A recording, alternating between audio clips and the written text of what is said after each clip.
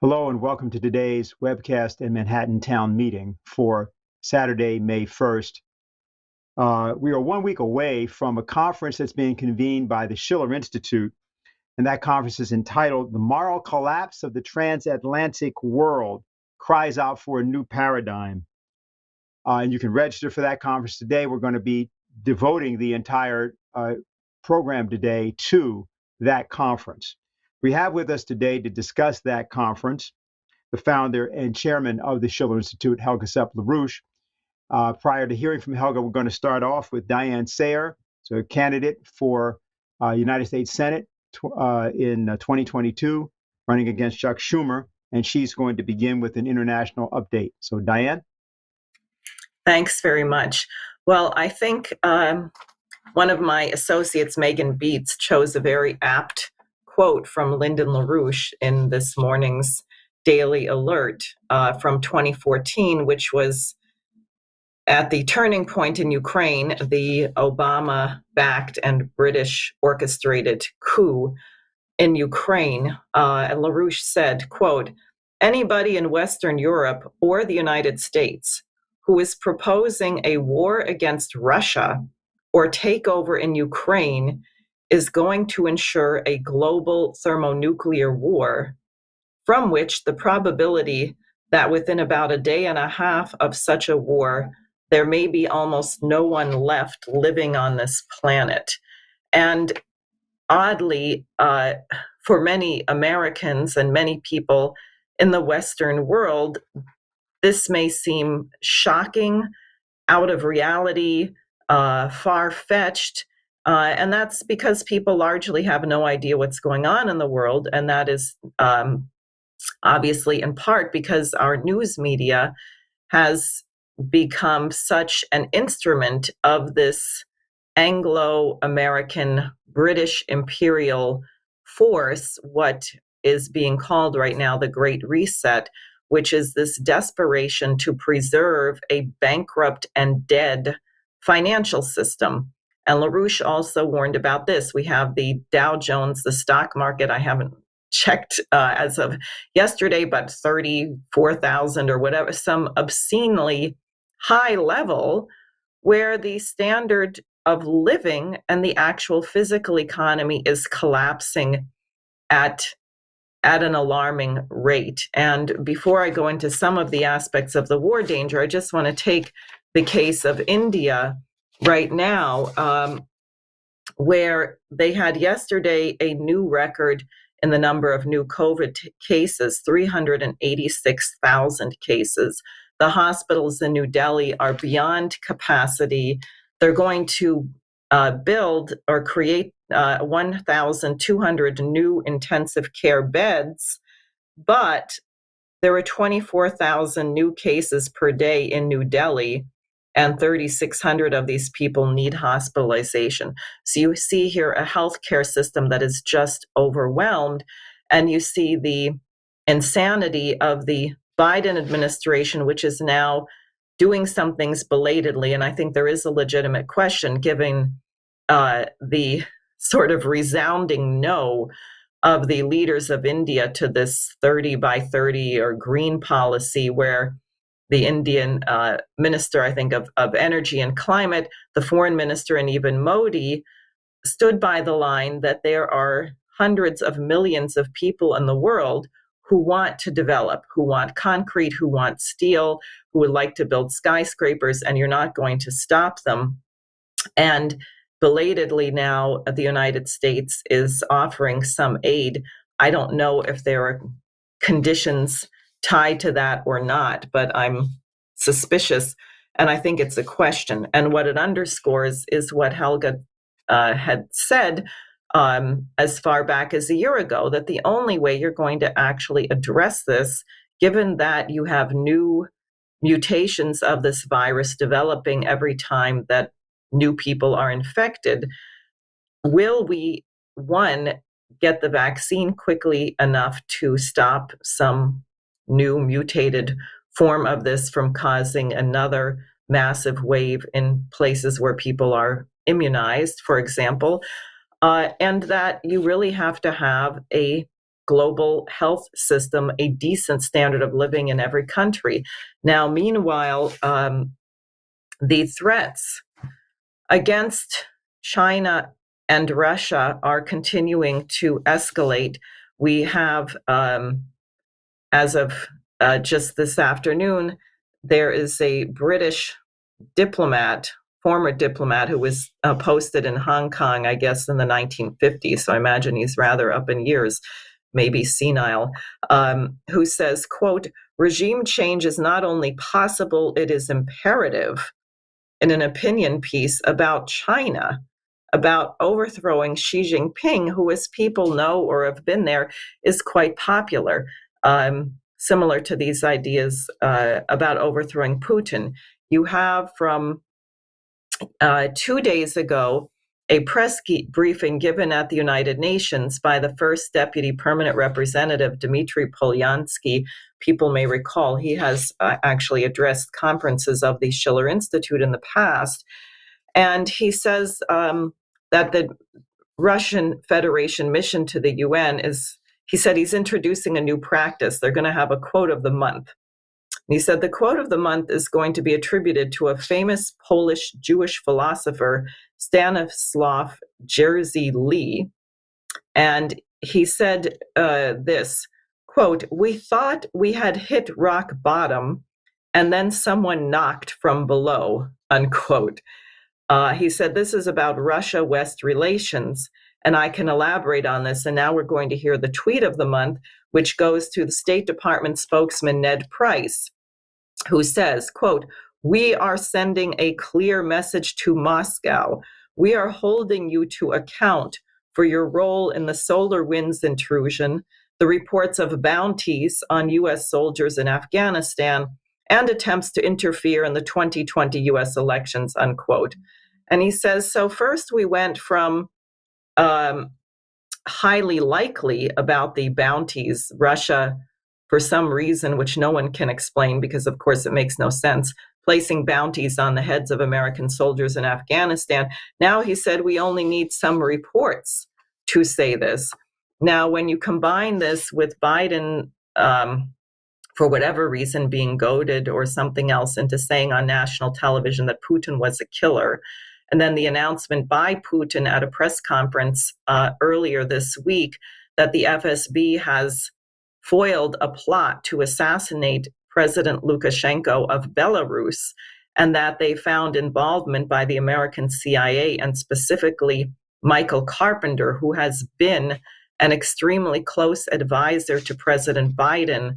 This is extremely serious, and this is why people like Caitlin Johnstone and Tulsi Gabbard and others are warning, you may think that you're going about your business as usual, and suddenly you are going to find that this nuclear war has erupted, and it may come as a surprise to many people. But there are certain lines, there are certain red lines beyond which Putin has made very clear, Xi Jinping has made very clear, are simply not acceptable.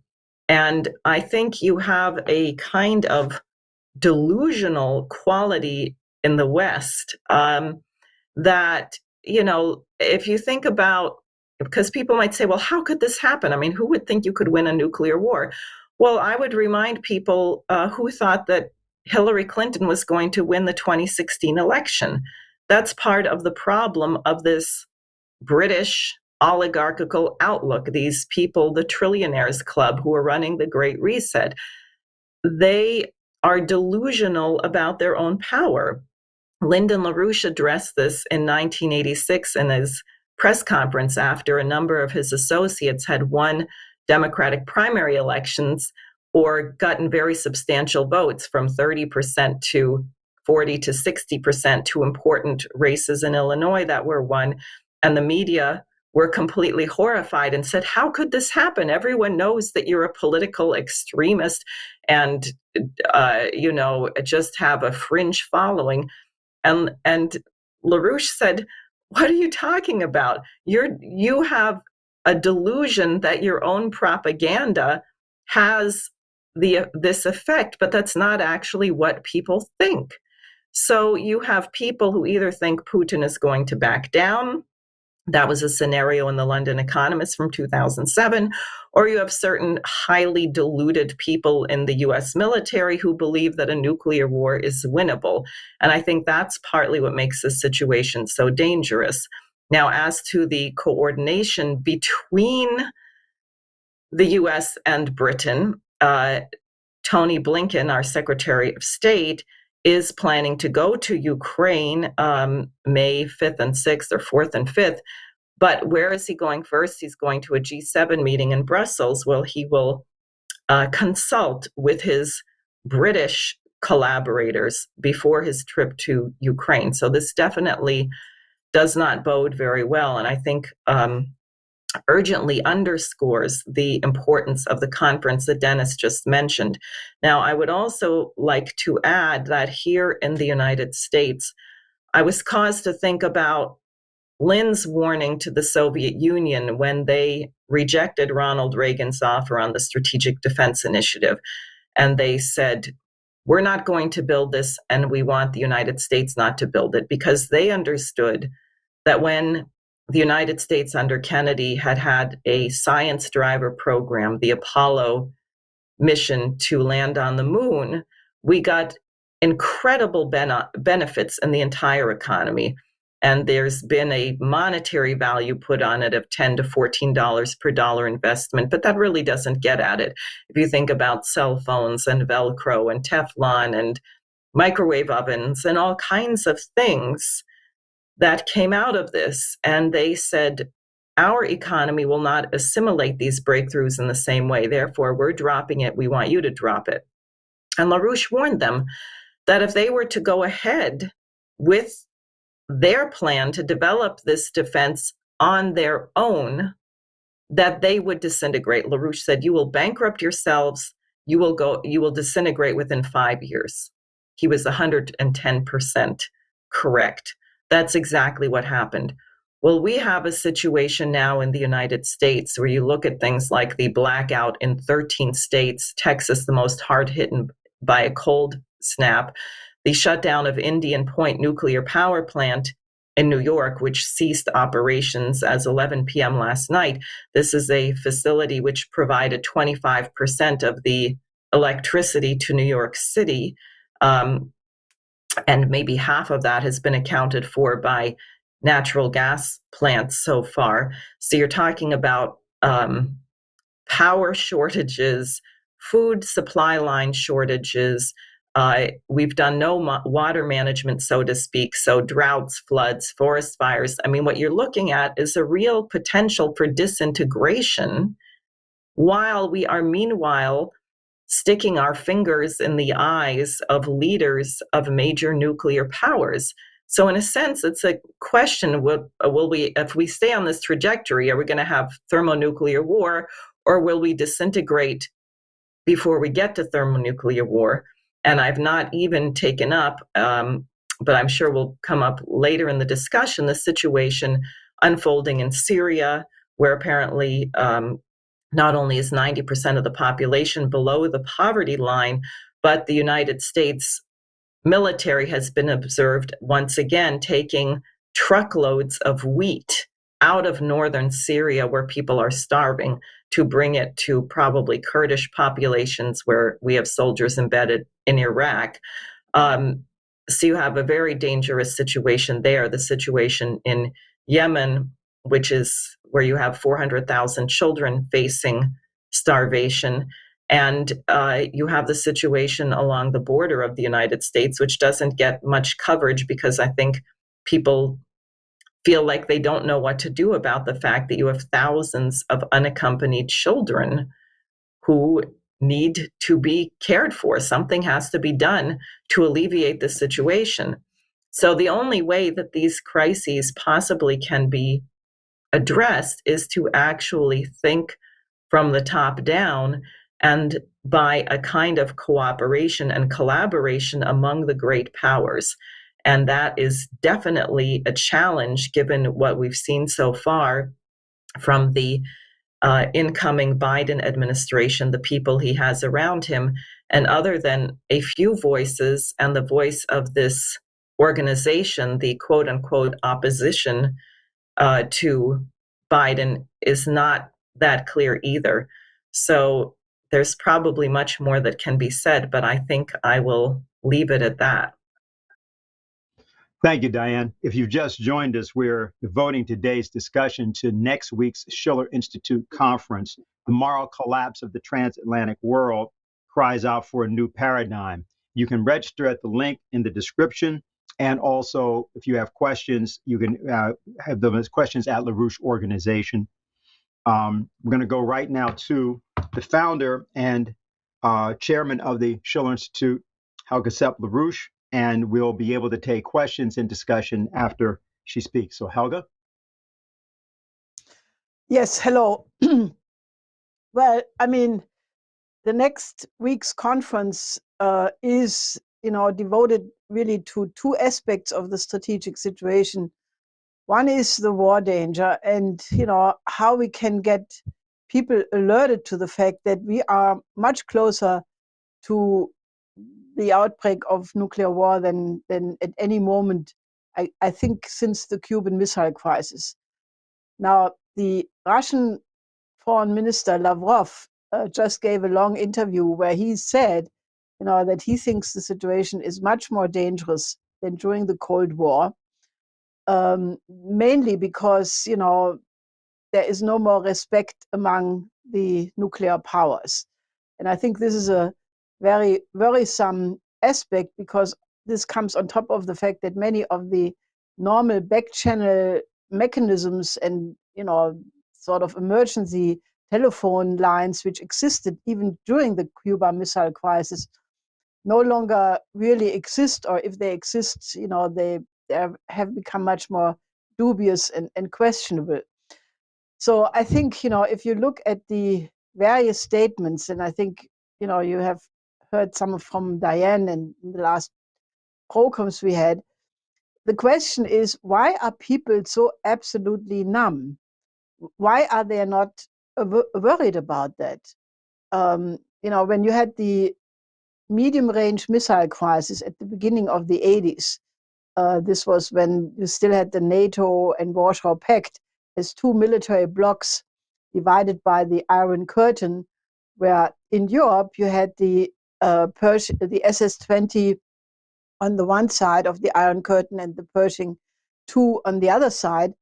And if by chance or by accident or intention, only one of those missiles would have been on the radar of the other side, the entire arsenal would have been launched because the time to do anything was just a few minutes.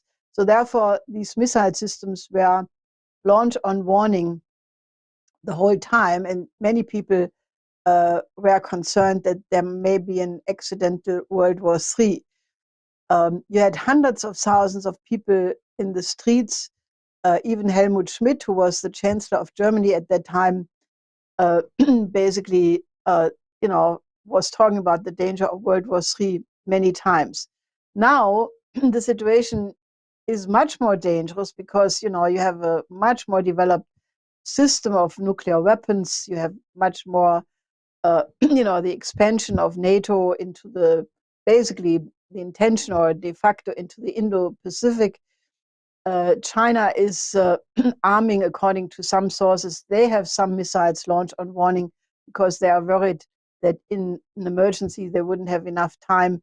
So we are sitting on a powder keg, but the population is completely indifferent, doesn't seem to care. And also in respect to the second major issue, which will be featured at the Schiller conference next week, the fact that we have an unbelievable outbreak of the pandemic. Diane was just mentioning the case of India. Actually, the last figure was more than 400,000 people in one day.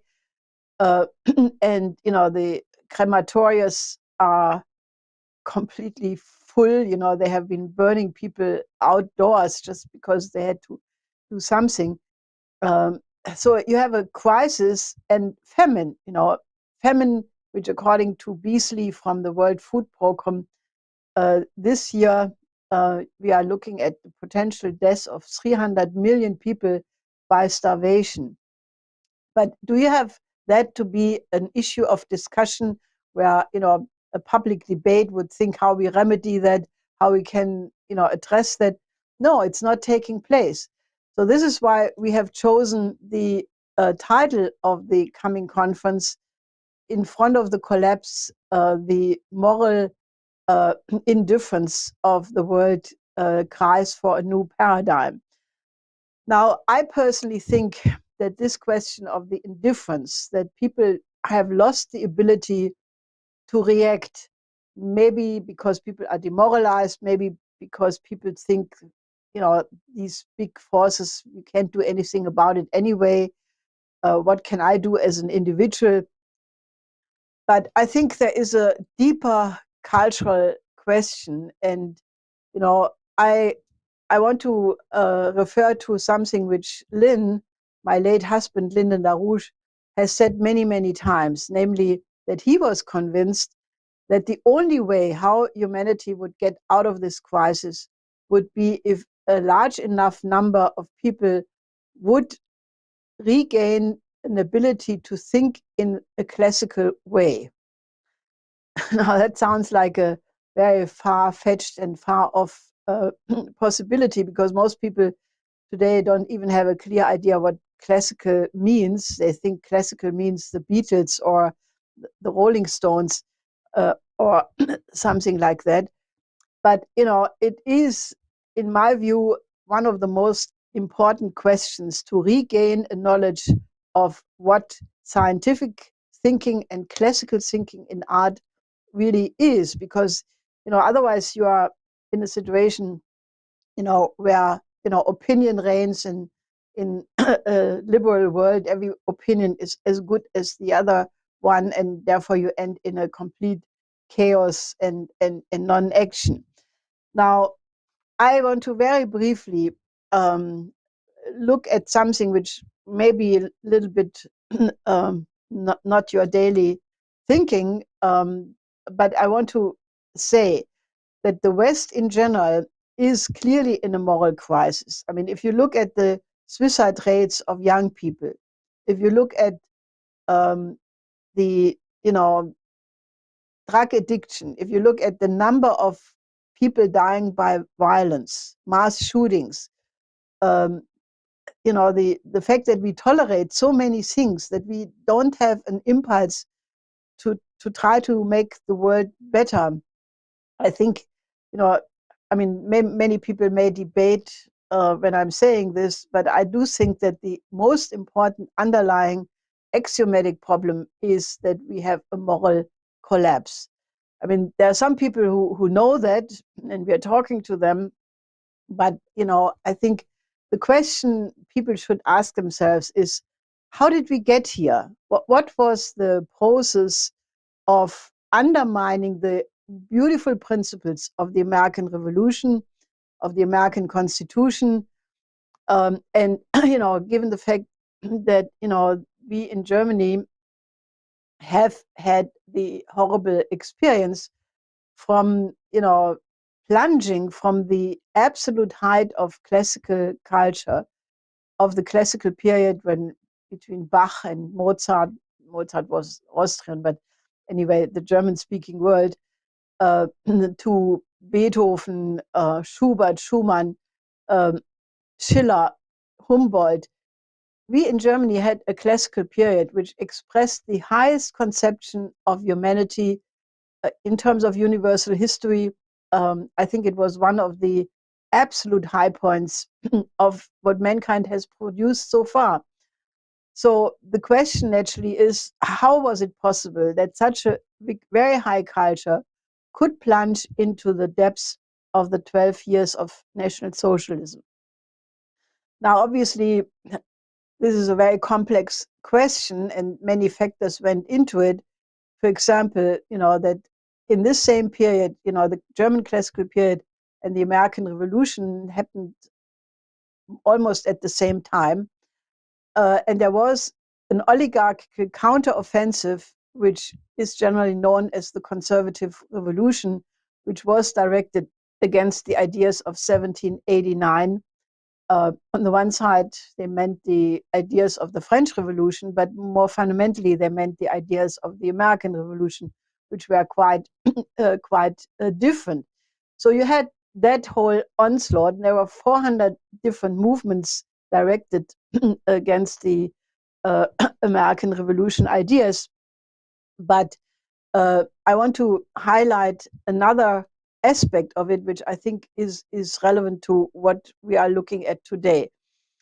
And that was that the German classical period, especially with Beethoven, but also through the collaboration between Schiller and Goethe, the two towering poets of the classical period in Germany, they were working on aesthetical laws, which, according to them, were meant to be as fundamental as eternal, like scientific universal principles and discoveries. So, and I will discuss some of the aspects of this in a second. But against that was really the Romantic movement. Now, again, most people don't have a good idea what the Romantic period was. People think a romantic candle dinner or some sun going down in the ocean. It has nothing to do with that, but it was first the so-called early Romantic, which then became the political Romantic, and the Romantic movement in Germany was very different than that in France. So there are differences, but I'm focusing right now on the German side of this. What they did when the German classical thinkers, everybody from Winkelmann to Schiller to Lessing before Goethe, they had revived the ancient classical tradition. Like the Italian Renaissance, they went back to the highest forms of thinking, of philosophy, of culture, which had existed before. And they tried to reconstruct the idea of that the truthful, beauty, and the good are actually a unity. And that art is only art when it is beautiful and when it serves the good, and that when it's truthful, that all of these elements have to come together. Now, what these Romantic poets did is they immediately replaced this return to the classical period of Greece to turning to the Middle Ages. They glorified the Middle Ages and they replaced the Greek reference with the Nordic myth, the Nibelungen saga, Parzival, Lohengrin, Tristan and Isolde. And some of you may recognize that these were also the subjects which were then used by Wagner for his compositions. And he was getting very close to the National Socialists.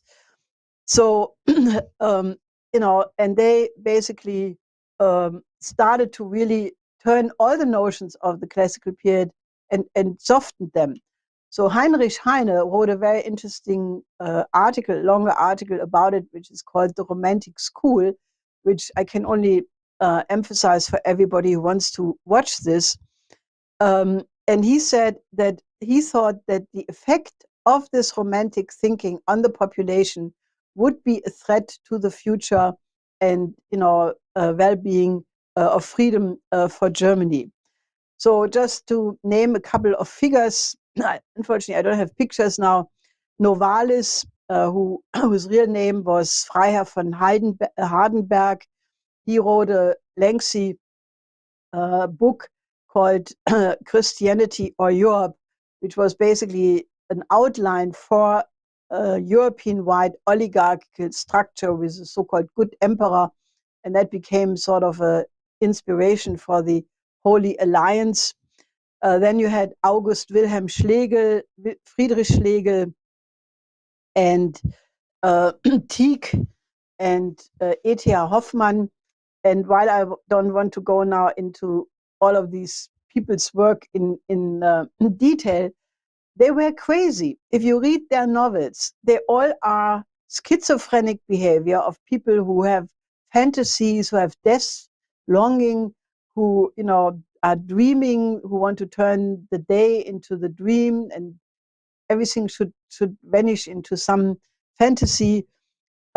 So E.T.A. Hoffmann, for example, he went to some actual insane asylums and studied the patients and then wrote his novels about it.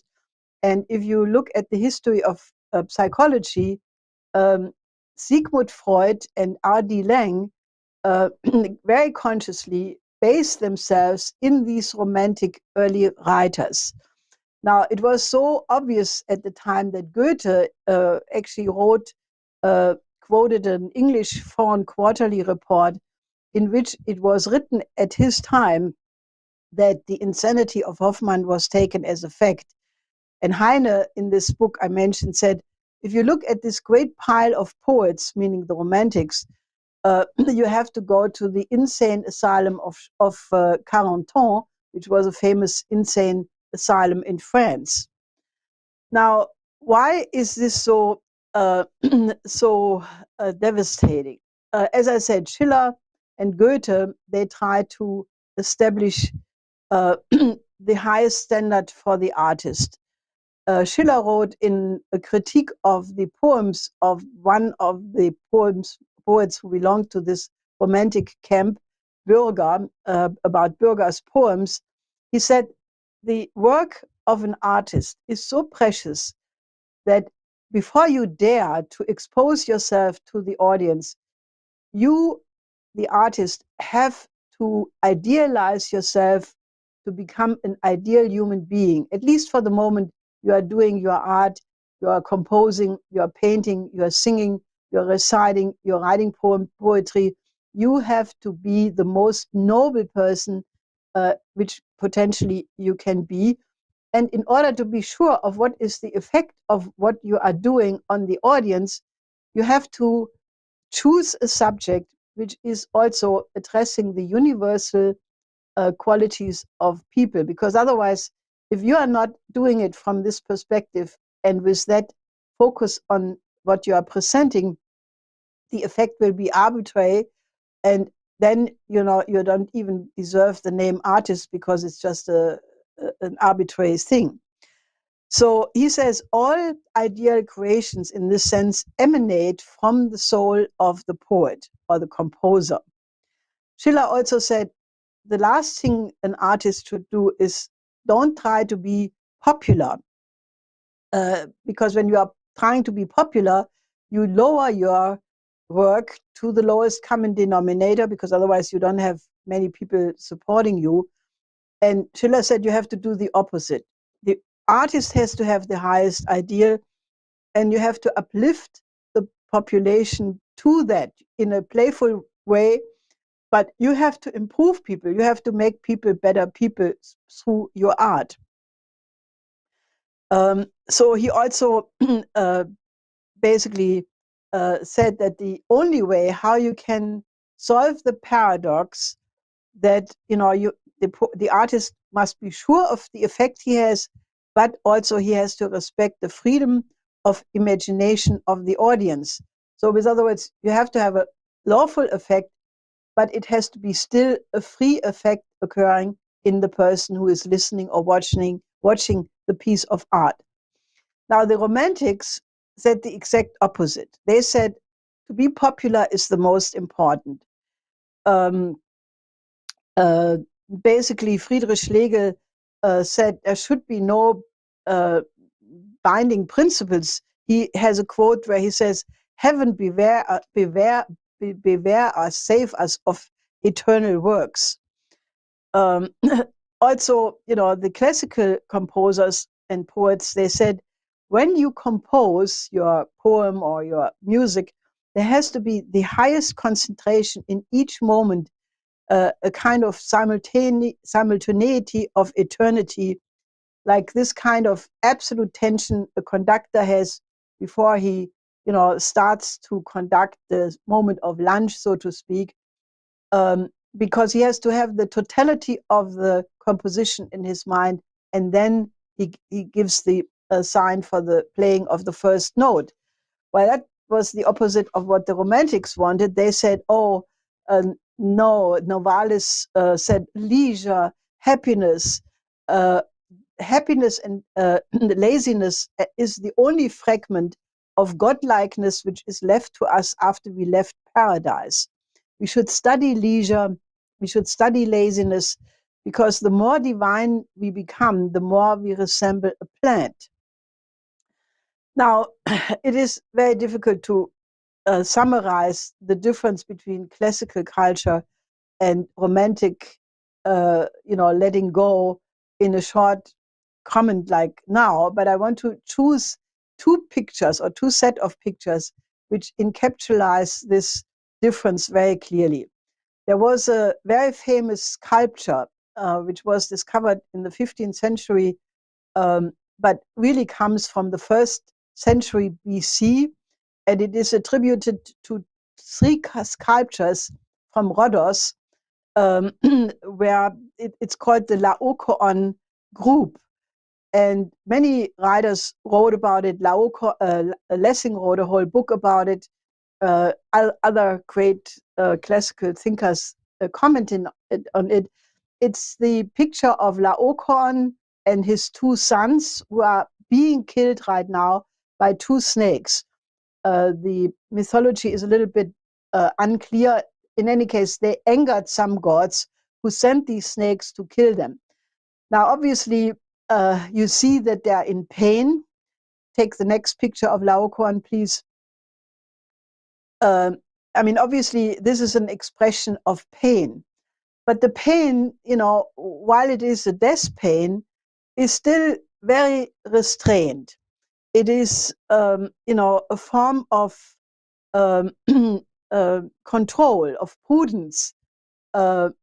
So this is extremely important because Schiller also said man is larger than his destiny, and therefore, this sublime expression, even in this extreme situation, is, relevant for the dignity of man. Now, on the other side, the Romantics, they did not like the Laocoon. They said, why not take pain into ecstasy?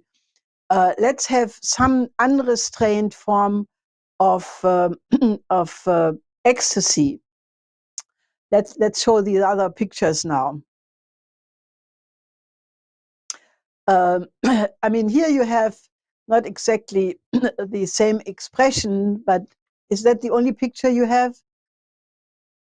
Yeah, here you see basically, this is it's not exactly what I was looking for. Yeah, here you have it. That's more like it, just unrestrained, letting it all go out.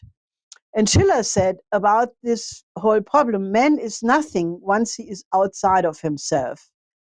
And he was demanding that people would be sublime. Now, the classical form, which the classical authors were fighting for, was also extremely important. You have a poetical idea, a musical idea, then the composer or the poet conducts a thorough composition until the idea is exhausted, and then it is concluded.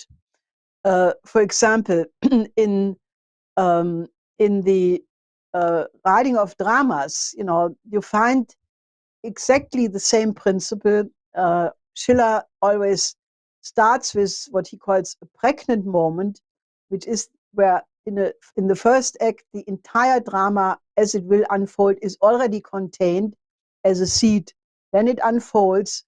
Then it comes to a moment which Schiller calls the punctum saliens, which is again highest concentration, where the decision is made, will the drama end as a tragedy or with a happy solution, because the actors can mobilize this power of sublime and higher solutions.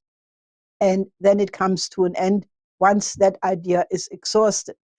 Now, Tieck, who wrote these unbelievable, insane novels, which, I cannot even try to describe here, he said, why must everything have an end? Why can we not open the curtain after the last act has ended? And basically Novalis also said, let's let's go on forever. Let's, turn night into day, dream. It's like a soap opera, you don't have an end like in a great classical drama. You have a soap opera, new edition every day. People get addicted to it. It has no end. It continues to go. So it is this distraction of rigorous thinking, of being able to develop an idea, to exhaust it, come to a conclusion. And, there is one poem which expresses that in an absolutely incredible, beautiful form, which you can read in English because we translated it in our Schiller volumes. It's called The Artists. And there, Schiller does exactly that. He develops the idea of the image of man, of beauty and reason. Then he goes through the entire universal history, how beautiful art and science really, encouraged and inspired each other, leading to ever higher expressions. And then in the end, it all is a unity in an absolute one. So if you want to study the classical method, it is very good because, that is why Lynn emphasized so much that the steeping yourself in classical art is an absolute precondition to develop this clarity of thinking. And, he said, if people are not capable of classical thinking, there is no way we will get out of this crisis. And that's why I initiated the Schiller Institute 37 years ago, because that was my conviction then, that unless people would rediscover the greatest pieces of art of universal history, if you just go by popular opinion, by the trend of the time, by the latest in thing, what is mega today, is not mega tomorrow. So, so the challenge really is, how can we rediscover our humanity so that we are able to cope with this incredible strategic situation? And in that sense, the dealing with classical art is not a waste of time or a deviation. It is the precondition, because if you don't listen to Beethoven's music, and if you don't think in terms of Shakespeare, Keats, Shelley, Poe, Schiller, Dante, Petrarca, you cannot mobilize this quality and clarity of thinking. So let's discuss this. Okay, thank you very much, Helga. And if you've just joined us again, what we're here doing is we are discussing the upcoming conference, which will be a week from now, on Saturday, May 8th. Moral collapse of the transatlantic world cries out for a new paradigm. We want to have you not just registered to come to it. It starts at 9 a.m. in the morning, by the way. 2 panels. One is at 9 a.m., one is at 2 p.m. We want you not only to attend yourself, but we want you to get other people to attend. One of the reasons that we wanted to start first thing in the morning was because this way, people from all over the world can join us for the opening panel. We'll say more about the details, about elements of this as we go along here. But we want to actually begin to get right to both questions and discussions. Now, one thing I'd like to do, I understand we have a few people on the line, and so perhaps what we'll do is go to one or two of them first, and then what I will do is we have an excerpt from Lyle LaRouche in discussion in 1988 in Germany, in which he gives an example of how you take the most advanced ideas about culture and put them right into the middle of the center of the most current political discussion. We're going to go to that. But since I understand we have a few individuals on the line, let's just check in there. And Dave, if there's someone that you want to bring up now, why don't we do that?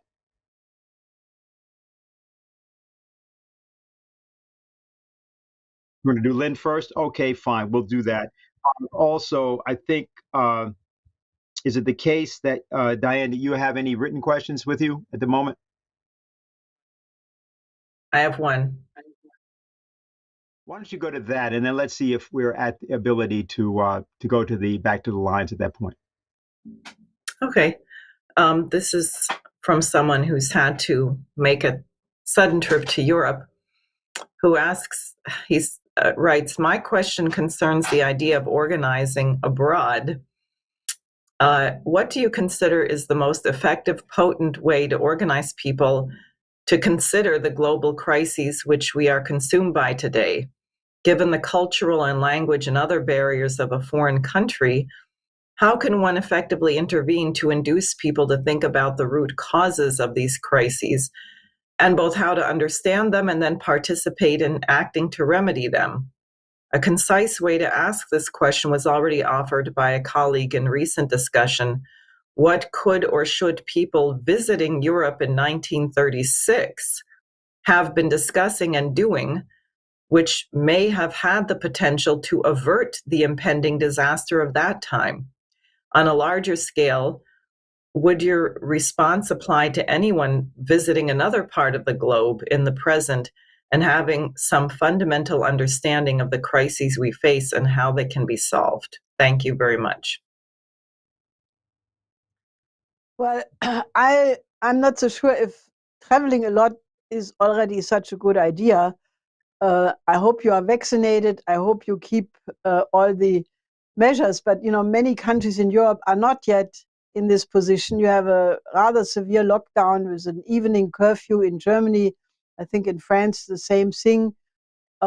So it's not like 1936. So if that condition would not be there, but it is there, I would have said that it is probably important to really try to understand the viewpoint of other countries. For example, put yourself in the shoes of the population in Yemen or the population in Syria, for that matter. In many ways, I think it's important to consider what the Russians are thinking. I mean, they are very much aware that they're being encircled. They have the memory of the Great Patriotic War very fresh in their mind.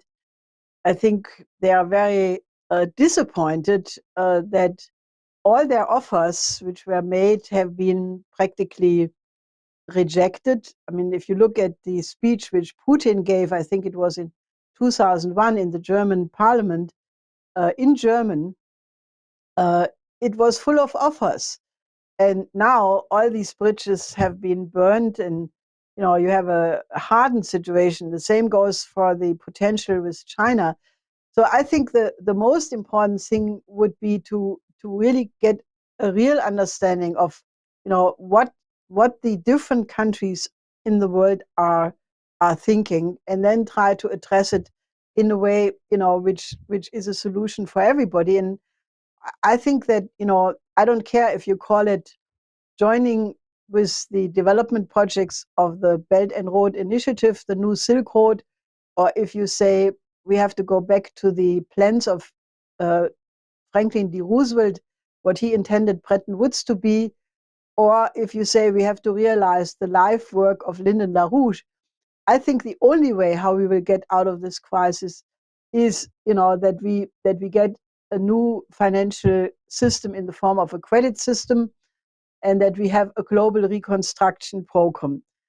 So I think that to talk to as many people about the solutions which we present, is the best thing you can possibly do.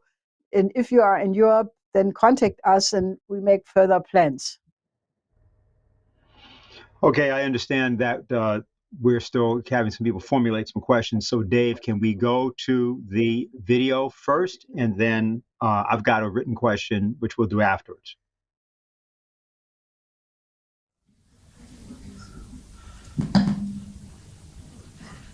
The question is one of many questions which will be asked in society to the same effect.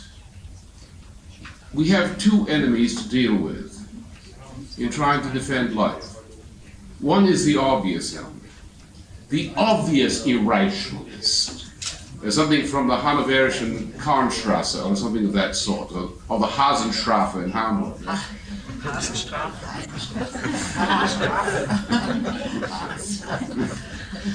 These people are obviously insane, immoral, crazy. The ecologists, the outrightly unscientific ones. But then we have another enemy. Strauss. Gelernt. Who says, what about the freedom of science? What about the freedom of scientific investigation? Unfortunately, that gentleman may be a very good mechanic in his profession.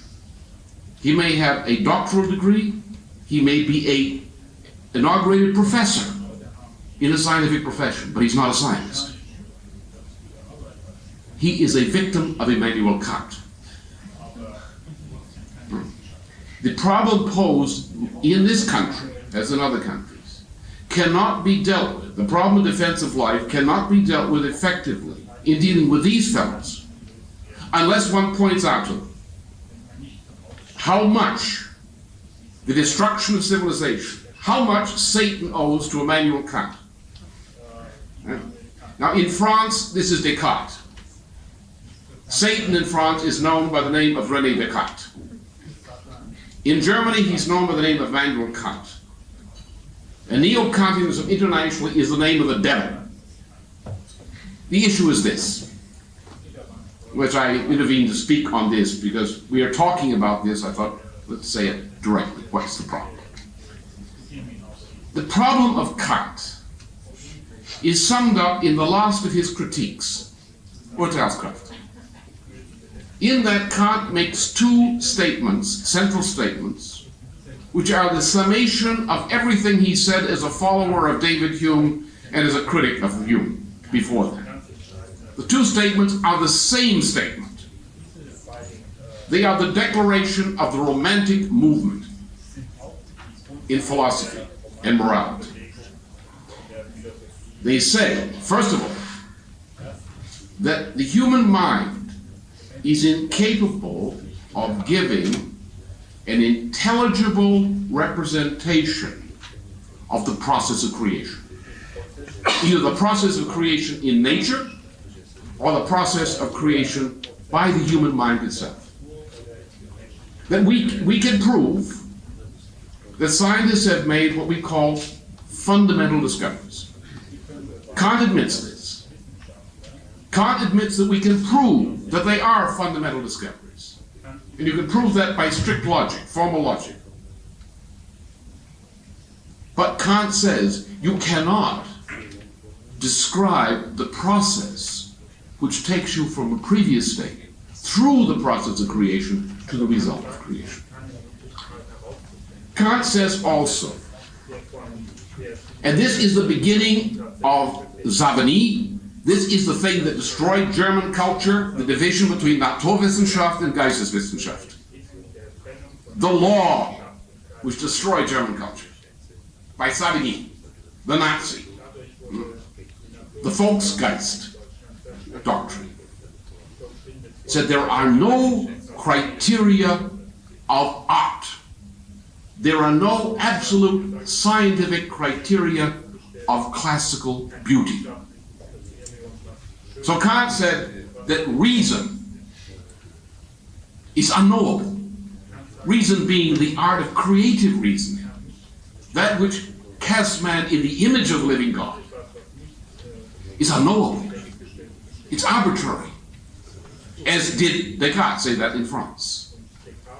Kant also said there is no absolute truth in morals. There is no truth in beauty. It's purely arbitrary. It's a Volksgeist question. Every man to his own opinion, or every folk to its own opinion.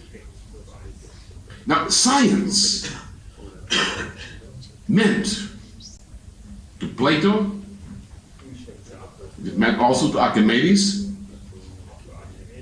it meant to Augustinus, it meant to Cusa, it meant to Leonardo da Vinci, to Kepler, to César, to Pascal, to Huygens, to Leibniz, to Euler, to Gauss, Gauss, by the way, who despised Kant and denounced him as an incompetent.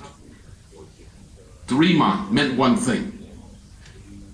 If we cannot explain how we create knowledge, then we know nothing. We know nothing from experience.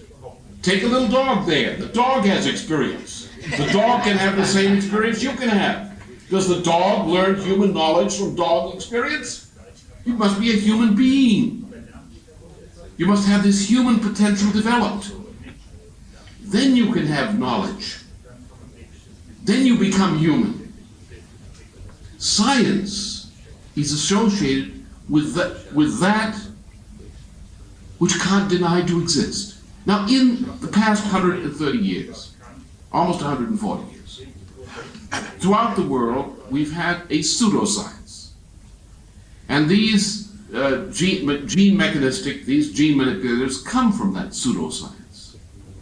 The pseudoscience started in England by Lord Kelvin, in Germany by Clausius and Helmholtz, all three of whom are among the worst fakers in the history of science. They are the Bakunins of science, from the same generation and the same star.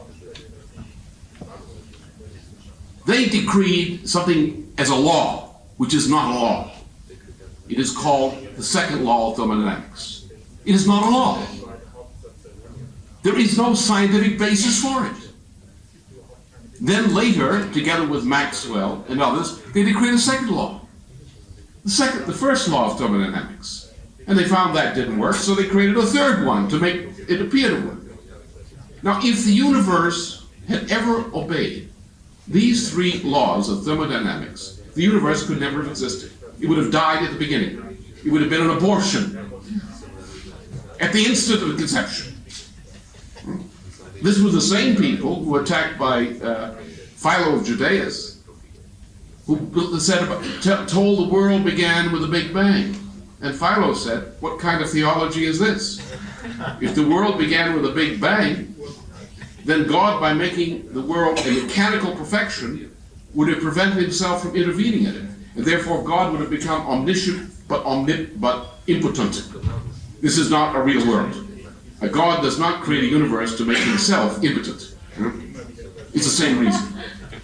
What we are taught in our universities today, the standard of scientific excellence, the toleration for these greenies with their entropy theories, comes from the destruction of theology and education and science by those who preach the same doctrine as Kant. Heinrich Heine, not only Schiller and Gauss, but Heinrich Heine very explicitly exposed what Kant meant in Germany. He said, if any evil ever comes out of Germany, it will come out of the Kant and out of the Kantian philosophy, which destroyed the distinction of right and wrong, particularly in the critique of judgment. And when people say, yes, but the freedom of science, mathematical science, we say, wait a minute, brother. There are two brands of science. One is science. The other is the followers of Descartes and Kant. If your studies mean that you respect Kelvin, you're not a scientist. If you respect Clausius, you're not a scientist. If you respect Helmholtz, you're not a scientist. If you respect Descartes, Newton, Clausius, and so forth, you're not a scientist. If you respect Riemann, you're not a scientist. If you think John von Neumann is a scientist, you're not a scientist. He was just a fast calculating machine, right? Who was trying to reproduce himself without a soul. There is a distinction between scientists and those who call themselves science. And their freedom for science means the quest for truth. We don't know many things and never shall know many things, but some things we can and must know with certainty. We must know the distinction between ourselves and the beasts. We must know the distinction between life and death. We must know the essence of humanity. We must know what creativity is. We mean by science creativity dedicated to lessening our imperfection of the knowledge of truth and to reshaping the way we as human beings behave so that our lives are less imperfect, so that ugliness is replaced by beauty, by objective standards. And for that acquisition of that truth, or less imperfection in truth, is freedom. So we do not, when we use the word freedom, the way the arbitrary mathematicians use it, we are making a pact with the devil. We're saying anything you can calculate is allowed. Alles ist erlaubt.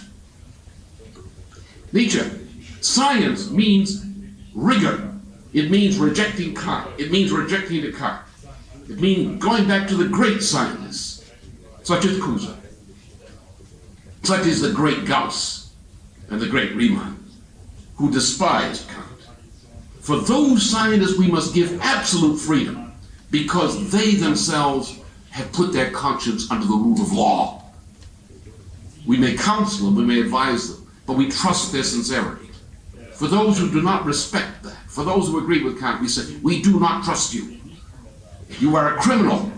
Therefore, you can walk in science on probation.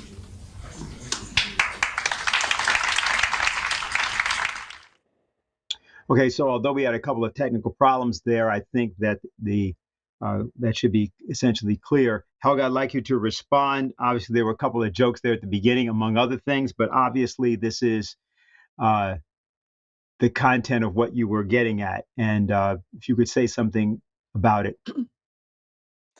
Yeah, I had actually thought that you would play this tape before I was speaking, because, I had watched the tape before, and Lynn's attack on Kant, Kant's critique of judgment circulated among these people I was talking about before in the 90s of the 18th century. And, actually, the third critique of Kant refers to aesthetics. And the main argument Kant makes is that, unlike knowledge about objective things, there is no way how you can know anything about it, because it's all subjective.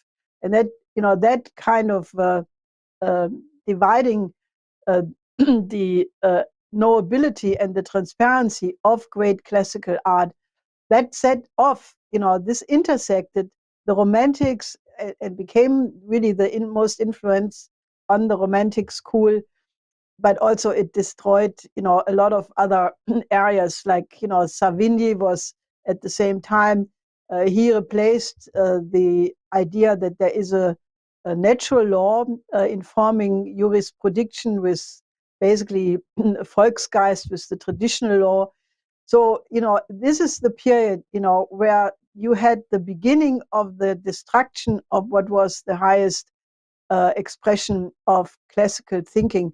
I mean, I personally think, and you can also debate that if you want, that the ideas which were expressed in this period by such composers as Beethoven, who has the highest standard, or Schiller for that matter, I mean, there has never been a higher expression of what the ideal of man is, the beauty of man, the power of creativity.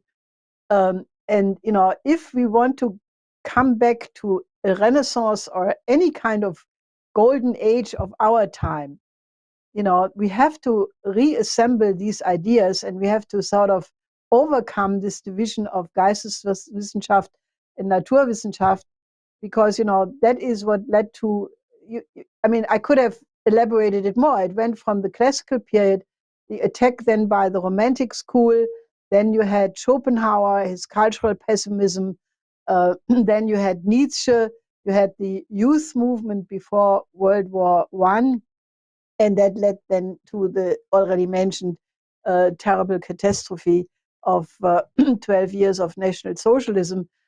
But it didn't stop there, because then you had the Frankfurt School making again an effort to destroy classical culture by injecting modern art, modern music, modern painting. And it ends with Dadaism and deconstructionism of the present time, and to the idea that no principle exists. Everything is allowed. You can do whatever you want in any field, in counterculture, in your sex life, in painting. You just and Kant really started it, because he said, one of the crazy things he said, if you recognize the plan of the artist in a piece of art, this is no good. Therefore, an arbitrary arabesque, which somebody throws against the wall, is more beautiful than a work where you recognize the plan. So they have made these, these paintings by monkeys, where the monkeys have great joy in throwing colors against the wall, or even elephants or giraffes. They paint pictures by, putting their nose in the color or their trunk in the color and then making some picture. But that is arbitrary. That is completely Kantian. But it's not art, And I think this idea that animals can make art, which is an absurdity by itself, that really shows you where Kantianism goes, and the present cult of ugliness. Because if you look around, art and most things we do, including architecture, is ugly. And we have to regain a sense of beauty, because beauty corresponds to, reason, and it elevates the senses to the level of reason. And that is important for the empathy, for the, being compassionate. And one of the reasons why I think people have become so absolutely indifferent to anything, war, danger, misery, famine, people couldn't care less, is because their emotions have been destroyed. And that's why I think when Lynn says, we have to get people back to classical thinking and start with an attack on Kant, or, that's an important inflection point. I think that is so crucial for today. Okay, very good. I think we have one of the people who's on the line. I think we have only an audio, but I want to go to that. And then I have a comment from someone, and then we'll go to Diane. So, Dave?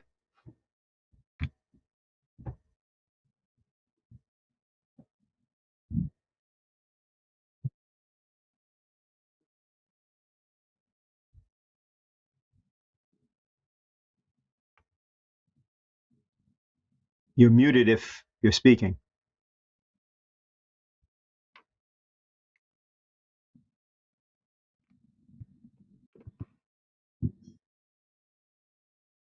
Okay, fine. Well, here's the comment that I wanted you to address, because in Lynn's discussion, he is discussing this issue of freedom. And I was caused to think about the fact that they have a whole generation. Actually, this is not even the boomer generation. This is the post-boomer generation. People like Samantha Power, who's over at USAID, people like Susan Rice, who's now the director of the Domestic Policy Council, formerly Undersecretary of State for Africa, National Security Advisor. You have people like Victoria Nuland. You have all these other characters, and they'd always discuss this idea of American values and freedom. If you look at what they both listen to, people like Blinken, for example, and so on, apart from their horrific taste in general in music and other such things, the idea of freedom that they're putting forward is exactly the opposite of what Lynn seemed to be discussing there. And I wanted to see if you would say something about, especially given our conference next week, why this idea of Kuza's coincidence of opposites. Why is that philosophical idea? First, what is it, and why is that idea the central conception that you think has to guide people arriving at a true conception of freedom and a true conception of cooperation among nations? By the way, most people talk about freedom today, they really mean either an exaggerated individualism, where the right of the individual is the highest law, and obviously the pandemic should have demonstrated that is really not working. I mean, the countries who have put the common good as the primary question, and like all the Asians, not just China, but most Asian countries are really influenced by the Confucian idea that the common good, the well-being of society must come first, and that there can be no individual freedom if the country as a whole is not going well.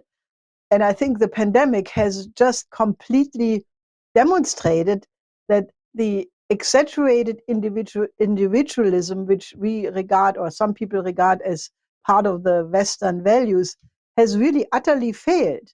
I mean, there is a big talk about the competition of the system between the Western liberal model of democracy and the Chinese model. But, you know, if you look at the result, I must say that the Asians in general and Chinese in particular have dealt more successful with this pandemic than those people who had the other idea of, you know, that the individual can do whatever they want. So I think that that is a very powerful proof in reality. I could add the economy, you know, the Western economies. They collapsed by 8 to 10% last year. The Chinese economy went up by 2%. And there are many other such examples. I think the problem is that people really have lost the idea what true freedom is. Friedrich Schiller, for example, has this beautiful notion of the beautiful soul as an ideal of man. And he defines the beautiful soul in such a way that he says, a beautiful soul is a person for whom freedom and necessity are one, and who does his duty with passion. In other words, such a beautiful soul is not some Kantian, Kantian, I mean, Schiller developed his whole aesthetical theory against Kant. Kantian says, you know, and this is the moral imperative, which says, you know, you cannot do to anybody what you don't want to be done to you, and therefore you have to obey certain rules. Now that is leading then to a situation where people, you know, to be moral, they make a sour face and say, I'm moral, I'm suppressing my terrible emotions who want me to do something else, but I'm a moral person, therefore, and then they look like completely, dark faces. The opposite is, and this has been understood by Beethoven, who coined this notion, so streng wie frei, as rigid as free, that, you know, once you accept a lawfulness in any field, in science, in art, in history, and you follow that lawfulness and then come to the point where you enlarge the lawfulness, but you do it in a lawful way. You're not throwing out all rules and you say, I'm doing something completely different now, like modern music, 12-tone music or atonal music, where they threw out all the laws of polyphonic harmonic composition and said, well, let's just invent something completely new. That is not freedom, that is anarchy. And, you know, the idea of freedom and necessity is that once you accept what your necessity is, and that obviously can be many different things, depending what your job is, what your place is in history. The Chinese have this very important notion of the li.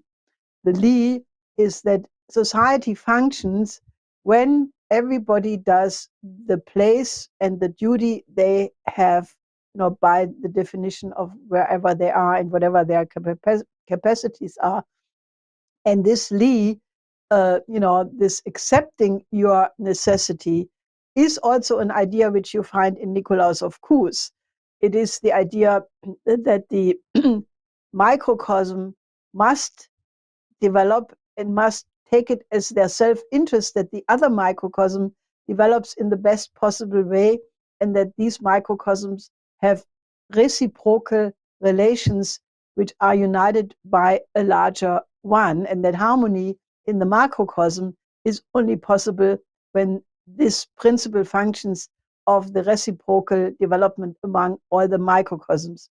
Now that, however, is not a static condition. It's not like a two-dimensional, static situation, but it is a dynamic. It is, a development concept where the contribution, the creative contribution of one party, one microcosm, one monad, as Leibniz would say, contributes and initiates the creativity of the other one, which again increases the creativity of the first one. So it is a permanent process of inspiring, of giving, of enlarging, of moving forward.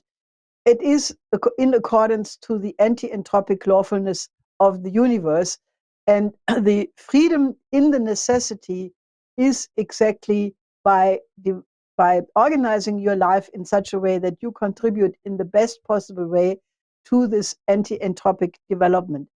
So the coincidence of opposites is really that you have a unity which comes from this. I think if you think about how a fugue is composed, you have a contrapuntal work where each new poetical or musical idea exhausts the other one and enriches the original idea.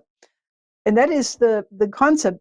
Now, that is an idea which can be applied to humanity, to the relations among nations. We should not regard other nations as competitors or as enemies, because we have reached a point where either we concentrate on this one, on the coincidence of opposites, on that all human beings on this planet, all nations on this planet must find this higher unity, or we will not exist. We have reached a branching point, where either we are capable of thinking where should humanity be together in 100 years from now. Do we still want to squabble over petty things, or do we want to unleash the creative potential of every human being? The reason why poverty alleviation for every human being on this planet is so important.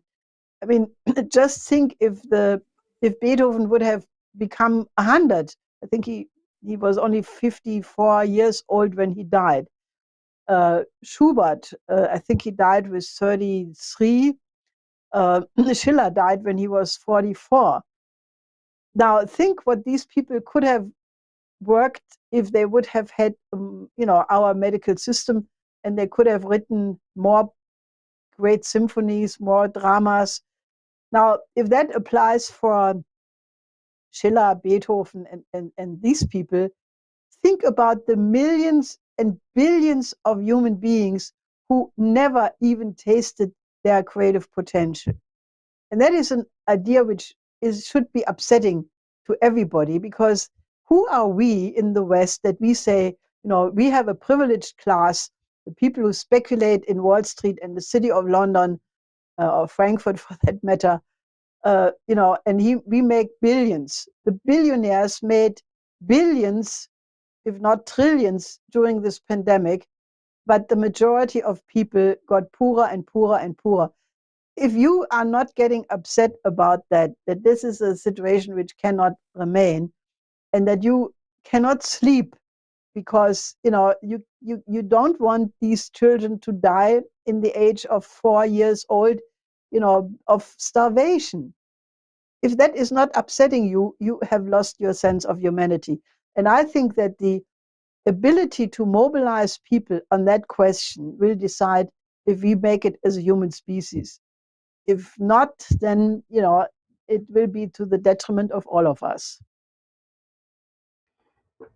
For everybody that just joined us, we are discussing our conference, the conference of the Schiller Institute, The Moral Collapse of the Transatlantic World, Cries Out for a New Paradigm. This conference will be happening 1 week from today on Saturday, May 8th. It will begin at 9 a.m. in the morning. You can register at the link there, schillerinstitute.com, and the description is below. And we're going to go back to our audio stack, and I think we've got our problem fixed. So, Dave?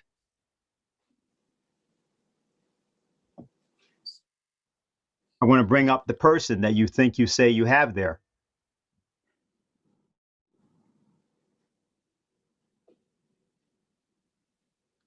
Do you have Robert there or not? Can you hear me? Hello? Yes. Yes, go ahead. You can hear me now? Yes. Excellent. I'm Robert Hockett. I'm the residential director at the Peer Indian Learning Center.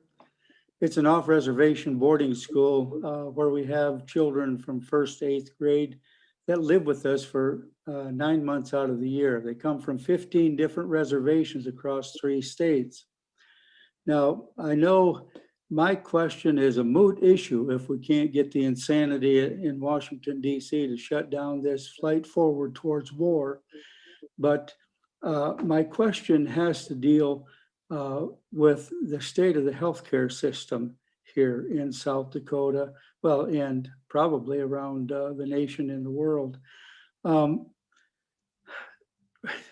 Being the director, I've got knowledge that our healthcare we provide for our staff costs about between right now $700 and $1,300 a month per staff member.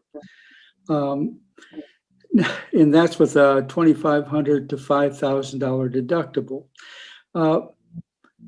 How do we fix this system once we get Glass-Steagall reinstituted? How do we fix the healthcare system? I know it's not just about us in South Dakota. I understand that. But throughout the nation, throughout the world, there's a healthcare crisis as evidenced by the pandemic. How do we address these issues post Glass-Steagall? Well, I think that the best examples were really in the United States, the Hill-Burton conception, which was once applicable. A similar system existed once in Germany and France, and that was basically that the health system must be a public good. It should not be privatized, because there are certain areas of the human activity which should not be subject to profit. Healthcare is absolutely one, education is another one, infrastructure is another one, because if you try to get maximum profit out of these areas, it always is to the at the expense of the poorest and the weakest elements of society. So I think the first thing would be to basically make the health system something which is taken care as a public good. And naturally, I think we should, really move in the direction of preventive medicine, because, if you would invest more in keep people healthy, to do the kind of measures which make sure that the least number of people get sick, it would be beneficial also for the economy. I hate to say, but in China, doctors used to be paid for healthy patients. They would not get paid when their patient got sick. Now that is maybe a little bit extreme, but I think the directionality is absolutely the right one. And I think that if we have learned any lesson from this pandemic, and there are more in the wings, there are certain medical experts in Germany who have warned that other viruses from the SARS and MERS kind of strains, they already are worried that they could mutate in the same way like the coronavirus is doing it right now. So the only way how we protect civilization against that is we should really think that the health of the population is the greatest economic resource. So therefore, to make sure that we have adequate medical supplies, modern hospitals, a system of hospitals in the places, where people live. I mean, it doesn't help you when you have a very good hospital, but you need 100 miles to get there when you have a heart attack or a stroke. This hospital system must be built in such a way that people have not so far distance access to it. They have to be equipped with modern technologies, and fortunately there are big breakthroughs are being made, but they have to be accessible for everybody in every single country. And I think this idea that that some places, like I think Africa is probably the worst off. But as we now see, even India, which is a country which has a lot of doctors, a lot of nurses, very well educated, but given the general poverty of the population, under conditions of crisis, this is breaking down. So I think that if we have learned any lesson from this, then we have to really make sure that the medical supply of the population is the beginning of overcoming underdevelopment, because you cannot have modern health systems when you have no clean water and no electricity. So I think that, after Glass-Steagall or post-pandemic, and having a real reconstruction must start with the idea that we have to have that in every country and in every corner of every country on top of that. Okay, Diane, we're coming back to you. You have another question? Yes. The person writes, Dear Helga, when David Beasley said that because of the pandemic, the World Food Program finds that the expanse of the world famine would be severe starvation, causing the deaths of 300 million people this year, I was unable to comprehend that level of death. I thought about the highest single-day level of death the world has experienced in peacetime, which is the 240,000 people who died in the Christmas 2004 Indian Ocean tsunami in Indonesia, Thailand, Sri Lanka, and India, and other countries in one day. The figure Beasley is giving for the current famine comes to 740,000, almost 3 times that every day for a year. And as you said, that's just for famine. It does not include the growing pandemic. In the physical economy, the world cannot manage that level of death every day. The loss of creative manpower alone will bring down the economy, never mind the volume of the economy that would be consumed by the daily number of deaths just in and of itself. Yet I think if people go back and think of that Christmas 2004 loss of nearly 250,000 human beings in one day, and then think of that happening in every day for a year, perhaps they can try to absorb what Mr. Beasley has been talking about. Can you comment? Yes, I think, it is important that you don't think about that as just these numbers, but you have to think about each individual, each child, each mother, in whose arm that baby is dying. I was very moved when Dr. Beasley basically gave a press conference when he was in Yemen, and he said that in front of their eyes, these children were dying in the hospital simply because there was no material to stop it.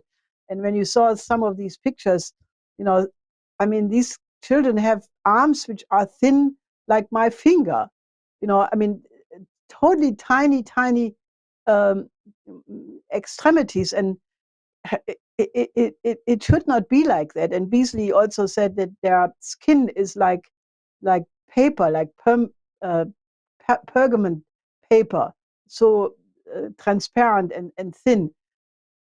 Jean Ziegler, who is the former, I think he's retired now, but he's the former human rights representative of the United Nations. He has written many books about that, and he has, described how the death of hunger is the worst, because before the body dies, the organs sort of self-consume, and it is a terrible way of pain and dying. And I think that is what people have to wake up to again, because and I'm very happy about your question, because that means you can help us to shake up the conscience of people, because the reason why we gave the coming conference this title is because if people just say, yeah, that's how it is, or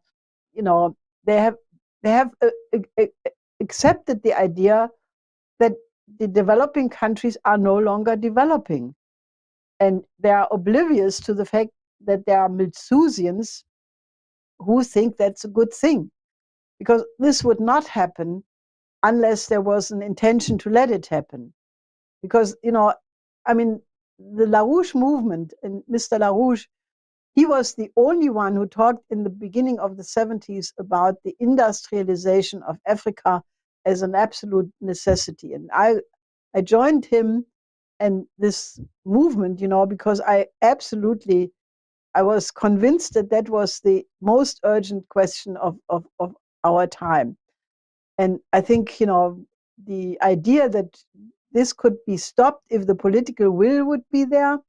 I mean, all these narratives that the Africans don't want it, that they don't really want development, it's not true. I mean, if you ask anybody, do you want to have modern infrastructure? Everybody wants that.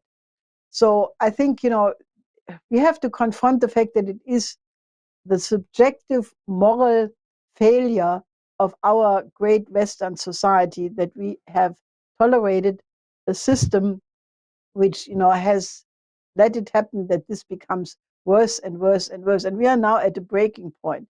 So I can only ask you, join forces with us and wake people up. And let's make sure that the coming weekend conference becomes an absolute Paukenschlag to rebel rouse the conscience of the people. Again, our conference will be next Saturday, May 8th, and it will be in two panels. The first panel will be on the strategic situation, and I want to introduce here a brief excerpt from a speech that was given at the past conference on March 21st by Dr. Buthena Shaban, who's currently a political and media advisor to President Assad of Syria, and we'll get a comment from Helga about it. The strategic guidance put by President Biden, and I'm referring to this one, for those of you who haven't read it, starts from the concept of Western supremacy. What President Biden stresses is the American alliance and partnership with Europe or with NATO. And what he tries to encourage is to invite countries in the world to have a world NATO instead of just a transatlantic NATO.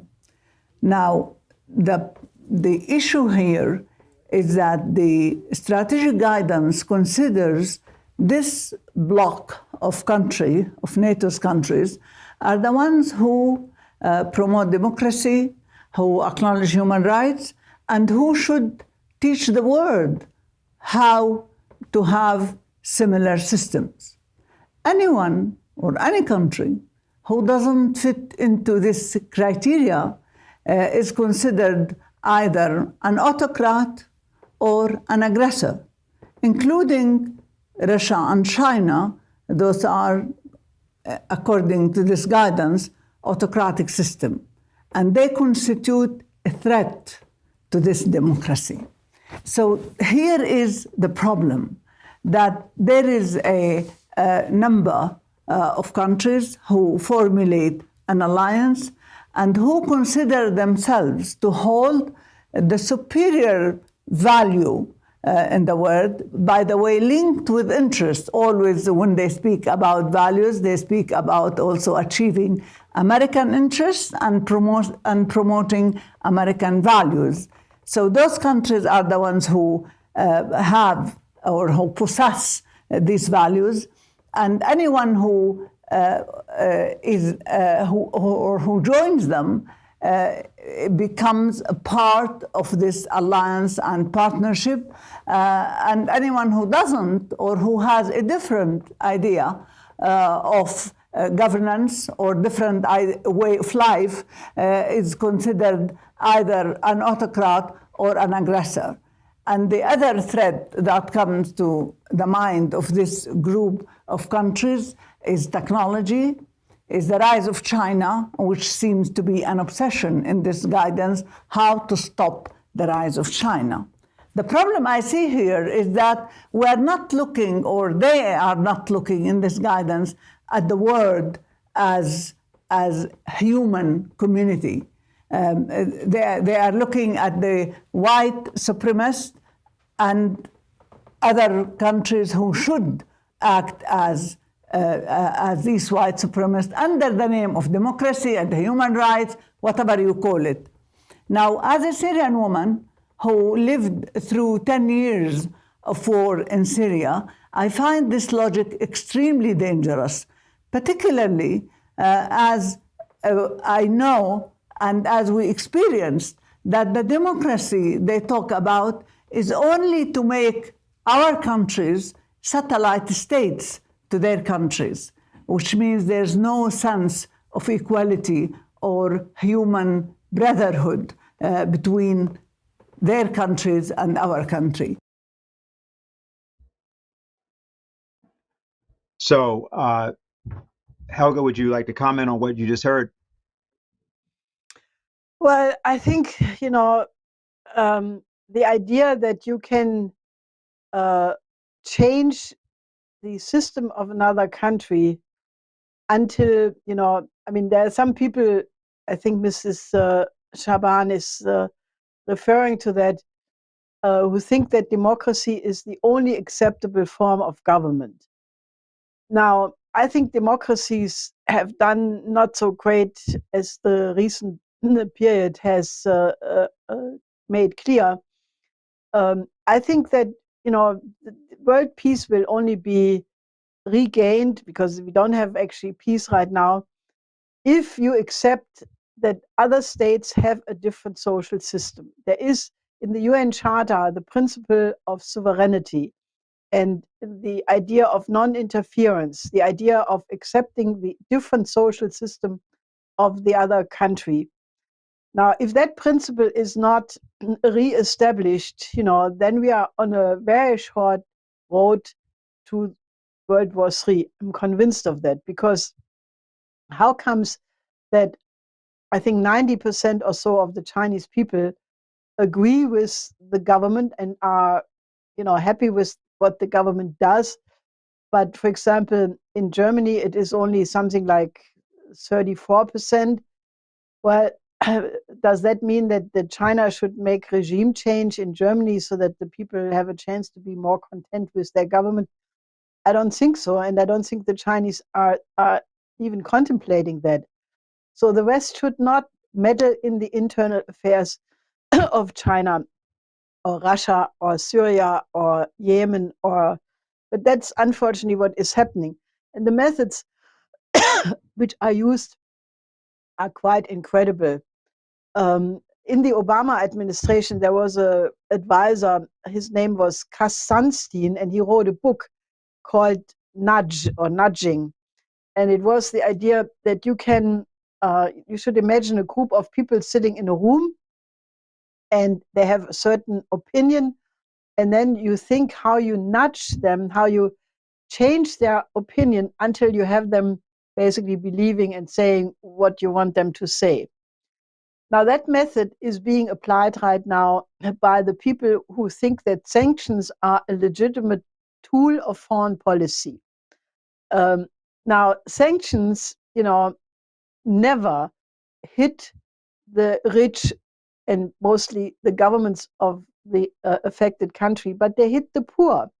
It means that, for example, if you impose harsher sanctions and even harsher sanctions, it means people have no food, no medicine in the time of pandemic. They don't have vaccines. They don't have masks.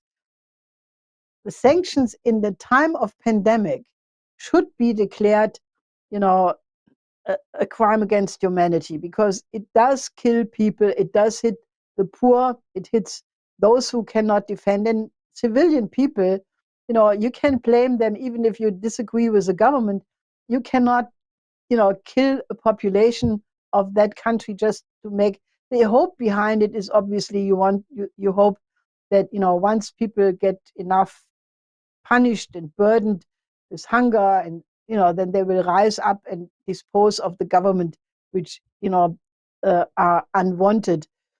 But this is not human. This is you cannot do that. It's like torture. There is this person who used to be in the Treasury Department of the Obama administration. His name is Brian O'Toole, and he just recently said, that there should be something like a pain meter. And right now, the sanctions against, a measurement of pain, a pain meter, and that right now the sanctions against Russia are only 10%, and that pain meter has to go up to 60, 70% to be effective. This is just completely insane. This is not human. This is barbaric. And I think more people have to have the courage to discuss that, because, this is our world. If we allow this, and condone these things, we deprive ourselves of everything which we call human about ourselves. So again, join us in making sure that there is a movement to stop sanctions in times of a pandemic. And beyond that, I think sanctions are not a tool of foreign policy for the reasons I just said, but especially in times of pandemic, it is absolutely intolerable. Okay, just want to know, do we have another person on the line?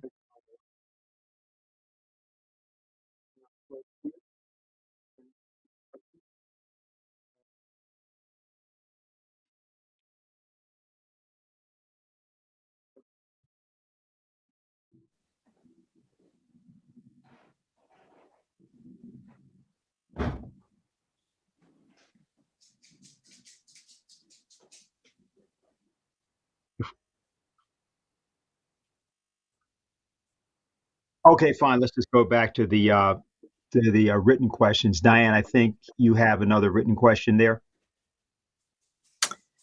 Yes. Okay. This is the question in the clip that was played earlier. Lynn makes the distinction between scientists and those who call themselves scientists. Today, the world is suffering against the authoritarian scientists who say that the climate debate is over and has been decided. Even Neil deGrasse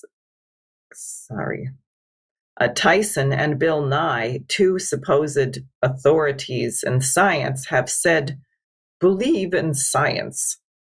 My question is, since science is creativity, as Lynn has said, does that mean that people like Plato, Cusa, and Schiller are philosophers? Does this mean that they are the greatest scientists are those who are the most creative? Well, I think one of the key contributions Lynn made was to give us terminology and an apparatus with which to judge if science is contributing to the ongoing, long-lasting existence of civilization or not. Obviously, there is an incredible degree of freedom in the realm of creativity, but is every discovery useful? Well, you can say that the whole question of alternative energies, they have probably improved from the beginning to now. Batteries, storage systems are all being worked on. Is there any thing to be said positively about that? Well, one can also say that everything which goes in the direction of reducing the energy flux density in the production process may look efficient in the short term, but in the overall question of the sustainable existence of civilization, it is actually negative. And the Greens are quite conscious about that, because we attended once, or one of our members attended once, a meeting of the Greens in Berlin, and they were quite openly saying that it's good if there is a lot of investment in all of these alternative energies, because that means that these funds and manpower and capacities are all absorbed and do not go in the direction of thermonuclear fission or fusion or other advanced sciences. So, I think that the question really is, does a discovery, be it in art or be it in science, contribute to the sustainable existence of civilization over generations and generations to come? And I think that defines also the value of a discovery. It may look cute, it may look interesting, but if it does not serve that purpose, then it is no good. Okay, very good. We're going to try to go back to the Zoom just for a minute to see if we actually have that individual. And if not, we've got a final sort of wrap-up clip for you to take a look at, Helga, on the second panel. So.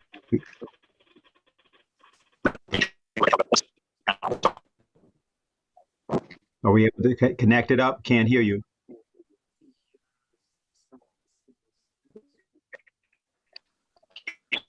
Okay, in that case, let's just go to the video at this point. What this is that we have the conference is divided in two panels, everyone. First is the strategic situation. That's at 9 a.m. on Eastern time next Saturday. And then we have a first panel at that time. The second panel will be the presentation of our committee for the coincidence of opposites. This was an initiative that Helga began last year in the summer, late spring, early summer. And in the course of the last few months, we've begun a process involving the shipment of food and medicines to the nation of Mozambique, and also a project in Washington, D.C., which is intended to begin the so-called health extension service. But the specific video we're going to show now is from our previous conference, and it's a discussion about a practice which was, I think, unknown, or at least not well known up to the time that we did that broadcast. And we want to get a comment on this as well. So please take a look. I heard from one of the presenters that triage is being practiced for COVID victims who have other medical conditions.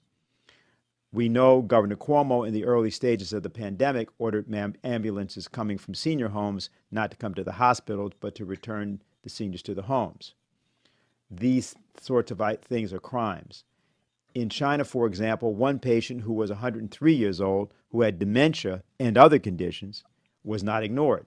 4 military specialists were brought in. They even found serum to treat him, and he was cured. Shame on us if we make excuses for triage. So that was the comment. And again, as I said, you can decide to take it up or not, but I think it's important for me just to say here, and this is because it was a character of several questions we're not asking, it's clear that people are very concerned that the work of the committee and the work to establish this public health extension service really go ahead, because there's a sense that even if vaccines have been produced or other things have been done, that the situation is really not being addressed because the cofactors and the policy factors are not being addressed. So I guess, why don't we do it this way? I'll start with you, Dr. Evers-Manley, because you had brought it up, and we'll sort of go to everyone. And again, you can elect to answer it or not, but I'd like for people to sort of make summary remarks at this point.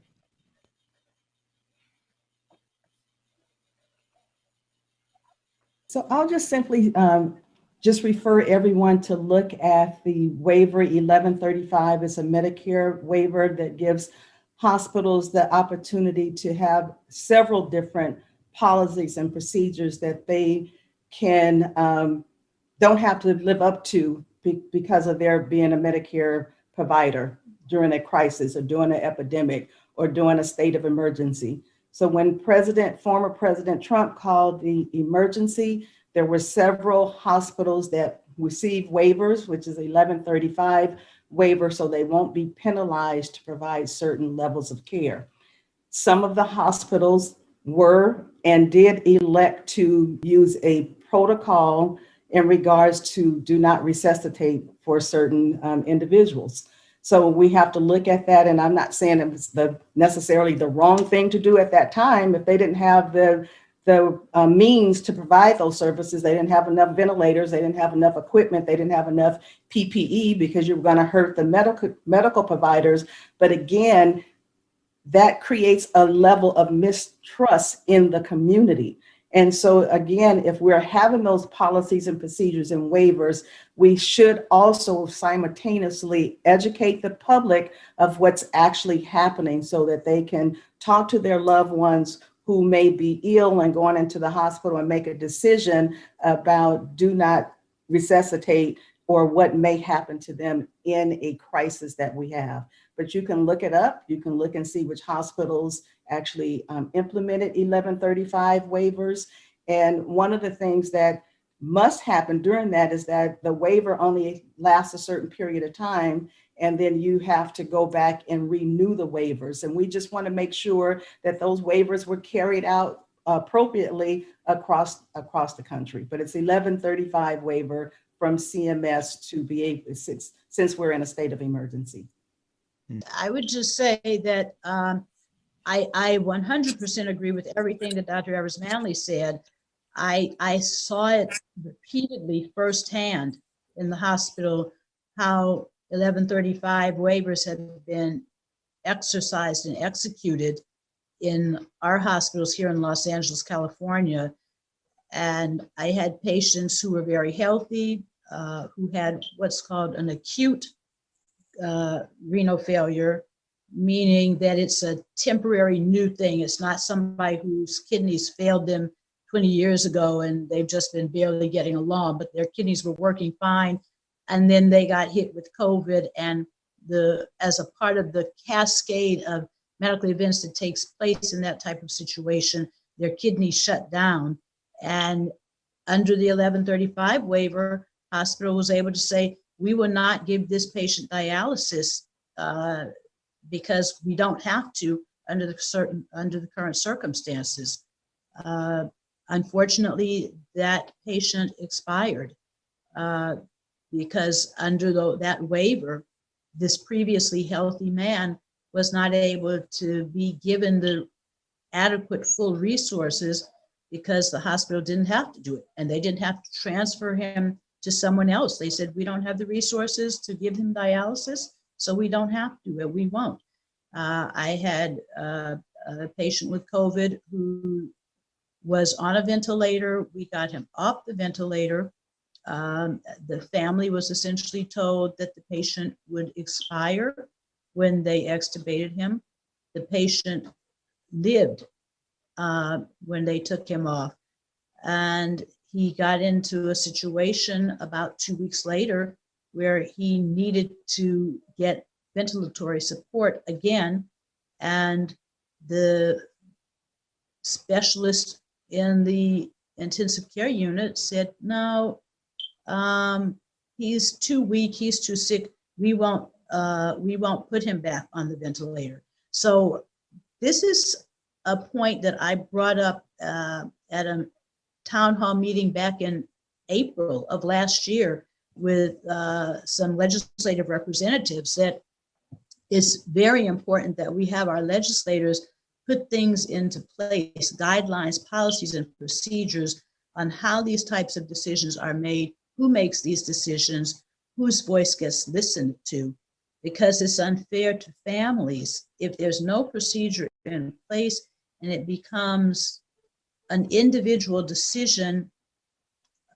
Things may not go the way they should. And one thing that I've seen a big problem with is, I would call it bias. I would call it bias because a lot of people affected by COVID are elderly, and a lot of elderly people nowadays may have some dementia, but there's a bias during a crisis such as this one, where people are feeling like any dementia whatsoever is a reason not to use limited resources, and that this patient is less deserving of full opportunities to recover than someone else who has a mind that is fully functional, quote unquote. Helga, your comment? Well, I mean, that is, what Dr. Alexander, at the Nuremberg Tribunal discussed, that, he said that the euthanasia the Nazis committed started with in the beginning, only tiny shift in the perception of the value of human life. And that once the idea that cost plays a factor was accepted, that I don't know how you call this when a surface is I'm lacking the English word now. It's when a plane is not like that, but like that, then everything slips. Slippery slope. I found the word. I'm sorry.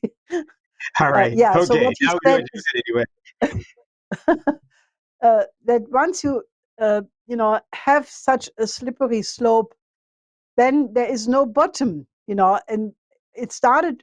The whole question of the value of life started with only a tiny shift, but then it went down all the way to the concentration camps.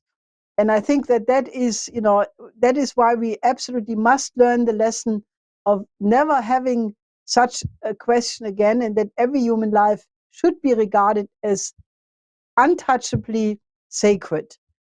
And, I mean, obviously, if you have a natural catastrophe or war, triage sometimes happen, but we have no natural catastrophe and we have no war. So therefore, I really think whenever somebody says triage is something which just has to happen, we should really not allow that to stand, because we should tell people where it ended with Germany, and that we had a holy commitment to never again allow that to happen. Yeah, as we've said, we need a worldwide anti-Malthusian resistance, because this comes up in all kinds of different ways. It's masked in all kinds of different forms. If you talk to environmentalists, if you talk to military people, if you talk to diplomats, people talk about this idea of triage or limits or sustainability or carrying capacity. They have many different terms. They all mean some limitation of population. And it's always poor people, often people of color, but actually it's often poor white people. It's essentially depopulation. We're at the end of our time, and I wanted to, of course, thank both you and Diane for being with us, but I want to now give you, Diane, a chance to say something both in response to what you've heard and as summary remarks before we conclude. Well, I was thinking about how to get this shift and to change the way people think. And aside from the most significant issue which Helga has raised, which is the question of culture and classical culture, there's also an economic component of this. But to do it requires faith in a certain way, because I think part of the anxiety or terror is that people are already feeling the pinch. Many, many people in the countries that did not deal with the pandemic very well are suffering economic hardship or difficulty. And therefore, they tend to feel that if anything were done to, quote unquote, help someone else, as if we're not all part of mankind, that this would somehow take from them. But the interesting part of this is that when you commit yourself to say, as Helga just did, that certain things are not acceptable, then what happens is you liberate your mind to come up with a solution which allows that the situation is addressed, that is, there's more than enough for the needs of yourself and your family and everybody else. And the trick is when you get obsessed about something in the small, what you're actually doing is cutting off the capability of solving the problem for others, and particularly for yourself. So there's an interesting leap that has to be made, I think, in considering the dynamic as a whole. We're on one planet, people who flew in outer space, and we have nations, including ours, now at Mars, but every astronaut who's ever gotten into outer space and looked back at the Earth has had a kind of real gut reaction to the smallness of our planet. And I think those of us that are still earthbound, that haven't had that chance to have that view, should really try and imagine being there and having that perspective, and from that standpoint, think about how we're going to solve these problems. Okay, thank you. I understand that we are going to try one more time because we have somebody on the line from Africa. We're going to try one more time to get them on. Go ahead. Yeah, good evening. We can hear you, Well, please. But okay, go. okay, can you hear me now? Yes. Okay. Yeah, my question is about the health crisis and then the food shortages in my area or village, as well as the educational crisis or challenges as well.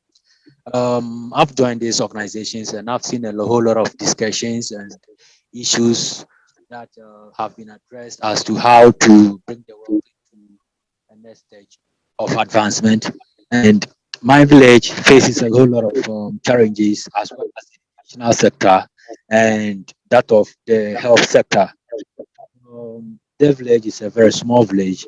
Education becomes a factor because we have a fewer people who are educated, and a whole lot of the youth are still uneducated, and that become a major challenge in the society as well. Agriculture is the major factor of survival in the area. And why am I raising this issue? I am raising it because talking about the food starvation or the starvation factor in this discussion here tells me or reminds me of this issue. Many people survive by agriculture, but the season has become a challenge for a couple of years now. Last year, there was a flood and it took most of the people's food or crops away, destroy a whole lot of crops, and that has resulted into a lot of challenges in the community now. The major factor contributing to a major problem now is the pandemic, in addition to their already existing problem. And I am asking myself, as an organization, like mine, and I wanted to use myself as an advisor to also help bring out a community like this, out of challenges like this arising in and out of the community. We're not able to make out the last part of what you're saying. Sorry about that. Okay, no problem. Yeah, don't worry about it. By the way, where are you calling us from? Anyway, I'm calling from Ghana in the West Africa in the northern region. Okay. I am from the East region. That's Bogatanga. Yes. Yeah. Just because of the problem of the connection, I think what we should do is just have Helga respond to what we did here. We heard up to when I interrupted you, what you were saying. So Helga, do you have anything that you'd like to say? You're muted. Oh, no, I'm not. Now you're good. Okay, now you're good. Fine. I said, please repeat the question because I could not understand it. What he was doing, what the individual was talking about, was the problem of agriculture in his nation. He was talking about the fact that there was, on the one hand, subsistence agriculture. People were using that to live. But then there was a problem of a combination of a flood, and then there's the pandemic problem. And then he was about to pose a question, but I think the essential question was, he says he's been on several of the meetings before, and he has been involved with the organization before. And so I think the idea is what should be done, because there's a combination of crises, and how are they able to be addressed kind of in a comprehensive way? What would be the way you would do it, since it's also very immediate? Well, I think that the only way I can see, given the the way how people are set to function. You know, you look at the United States, at the EU, at the other countries. I think the only hope is that the chorus of people who are demanding a solution in every single country, that must be made an issue. I think that there are some people who already have, you know, indicated. For example, you have right now Russia and China involved in distributing and, you know, getting a lot of vaccines to developing countries. I mean, that needs to be amplified. I think in a crisis like that, I think geopolitics must really stop. And I think what we have to arrive at is that the United States, Russia, China, the European nations, South Korea, Japan, all work together to really, you know, say that this, and I believe it can only start with a world health system, the idea that every country does require really now a modern health system.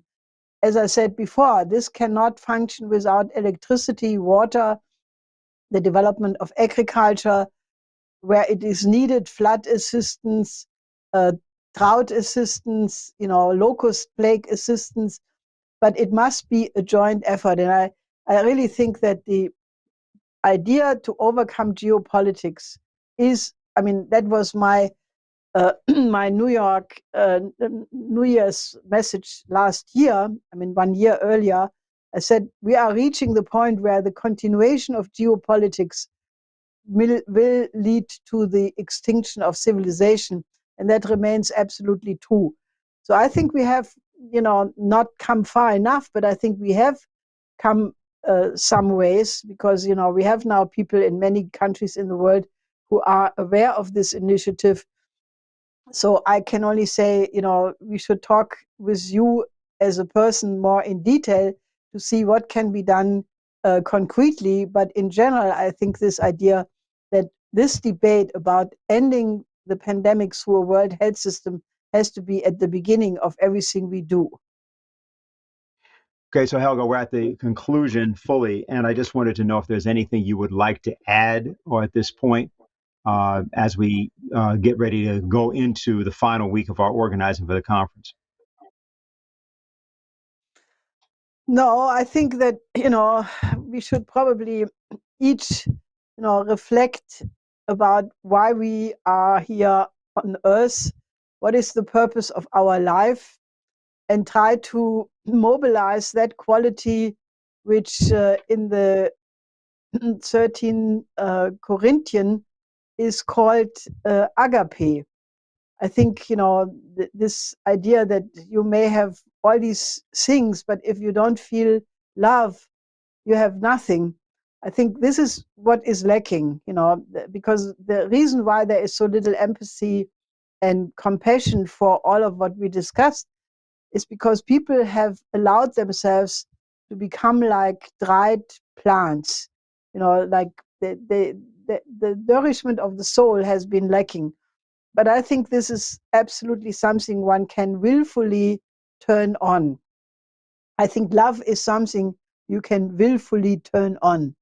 I believe that, and I have experienced it. You can do it even when you don't like a person. You can decide that you mobilize a loving feeling, and once you act then on that basis, you know, your feelings change, and you can make your feelings grow. And you have to do that for entire countries, entire planets, and continents, because you cannot tolerate indifference. I think indifference should be regarded as a mental disease you want to get rid of. So turn on your love. Okay, so thank you very much. I guess the message is tune in, turn on, and drop your delusions. We have One Human Race, and we're going to be meeting as One Human Race next Saturday on May 8th for the conference, The Moral Collapse of the Transatlantic World Requires a New Paradigm. So it's Saturday, May 8th, starting at 9 a.m., 2 panels. You can register today at the schillerinstitute.com. Link is in the description below. We want to thank everyone for joining us today. Diane Sayre, Helga Zepp LaRouche, and you. And this will now conclude today's Manhattan Town Meeting of the LaRouche Organization. Thank you, and we will see you next week.